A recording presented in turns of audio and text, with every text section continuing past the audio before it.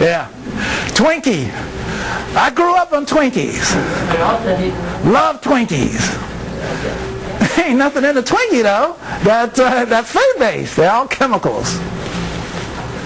And if you take a Twinkie and leave it up all night, all week, all month, Twinkie will last forever.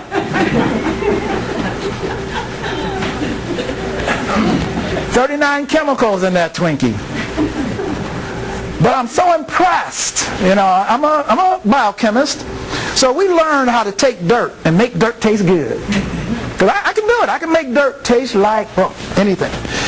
Make it taste like a Twinkie. And so food manufacturers make that Twinkie taste good. But it's made up of 39 chemicals.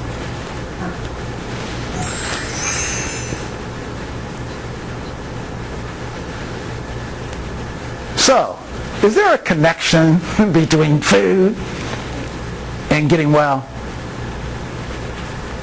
Or is it a myth? And if there is a connection, what are the foods?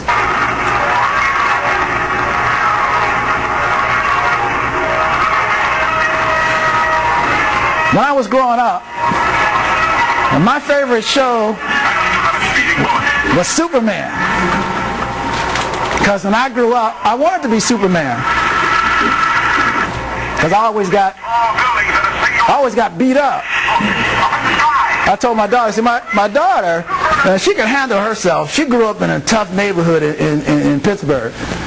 And I'm glad I didn't grow up with her, because she probably would have beat me up. But I wanted to be Superman so I wouldn't get beat up. And I thought the Superman thing would apply to what are the foods that are good for us. And so there are super carbohydrates that are good for you, super proteins and super fats. Number one superfood: vegetables, vegetables, vegetables, vegetables. Can anyone tell me what is the number one superfood? Oh, very good. Broccoli, Brussels sprouts, spinach, asparagus, kale, any vegetable that has a bright color, especially if it's green because of the chlorophyll content. But if it has a bright color, like the yellow peppers, the red peppers, any food that has a bright color has nutritional power, nutritional value. And in addition to those vegetables, of course, there are some fruits that are good for you, primarily the berries in particular, the apples, even pears. Any fruit that has a skin, because that skin is fiber. And that fiber slows down the absorption of the sugar from the fruit. Now, we live in the northern part of the United States. And unfortunately, we should not be eating tropical fruits. Yeah. So any food identified as a tropical fruit, if you live up north, you should not be eating that fruit. And I'm saying if you're diabetic, because your body can't handle that amount of sugar. See, through technology, we're able to transport foods all over the world.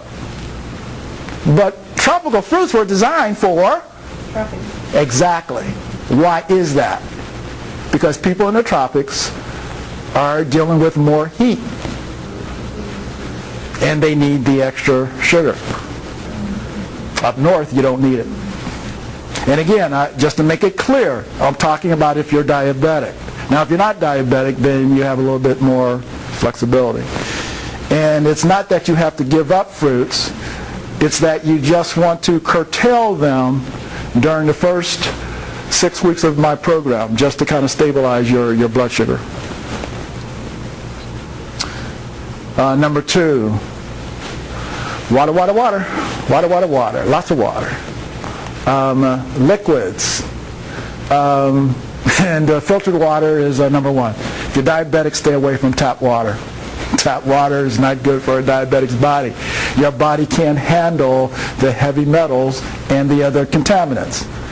And if you think your city is filtering out those contaminants, take a half a glass of water, put it in the windowsill. Check it out a week later. You'll go running for a water filter very quickly. Number 3, lean protein, nuts and seeds, poultry without the skin, wild salmon, eggs. Those are good lean protein foods. Number 4, fats, specifically omega-3 fats and unsaturated fats. The extra virgin olive oil. Number 1 oil for the human body is extra virgin olive oil. Number 1. Number 2 oil for the human body, extra virgin olive oil. Number 3 oil, can anyone guess what it is? Extra virgin olive oil. Oh, very good. Oh, yeah. Now, number 4, though, you can throw in some macadamia nut oil because it does have a high monounsaturated fat content. You just have to make sure that the macadamia nut oil is not refined, and ideally, make sure it's coming from Australia because that's where they make the best macadamia nut oil. What about coconut oil? Yeah, coconut oil, extra virgin coconut oil is very good. That's one of the saturated fats that is very good for the human body. It contains, it's called lauric acid. And the way your body metabolizes extra virgin coconut oil, it actually helps your body burn fat. I know this goes against wisdom. Fat can burn fat, or at least facilitate the burning of fat. Yes, sir? When you heat those up, are they fine to cook with? Because I know some oils turn into trans. Yep. Exactly. Very good point. And I'm going to get to a section here where I'm going to talk about all the different types of oils. Which are the best ones to cook with? Which are the best ones to consume raw? It's a good point. And we're going to get to that. And number 5, organic whole grains. But if you're diabetic, all of my clients, I take them off of whole grains for 6 weeks. To again, stabilize the body. And if you're going to eat whole grains, make sure it's organic. And what is the primary function of these superfoods from a diabetic perspective? Number 1, they help to stabilize your blood glucose level by controlling the production of insulin. Remember this morning, I said that in a diabetic's body, the pancreas is pumping out 2 to 4 times the amount of insulin. And it's insulin that depletes your body of all the vitamins, all the other nutrients, the potassium, the magnesium, vitamin C, vitamin E, chromium. It's the excess insulin. So the purpose of the superfoods is to control your body's production of that insulin. And oh, by the way, some of these foods, especially the Brussels sprouts, especially the broccoli, the spinach, they contain specific polyphenols that actually repair your cells. Again, remember from this morning, I showed the picture of the cell with the red outline that the cell was damaged, it was inflamed. These foods repair that cell. So that cell will now function properly and pull in glucose from your bloodstream. This is very key. See, the drugs don't repair the cell. That's why you stay diabetic. But if you fix the cell, then you have the possibility of getting rid of the disease.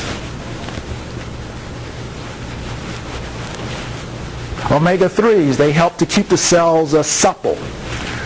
They help to fight inflammation. And again, remember this morning we were talking about what drives diabetes? Inflammation.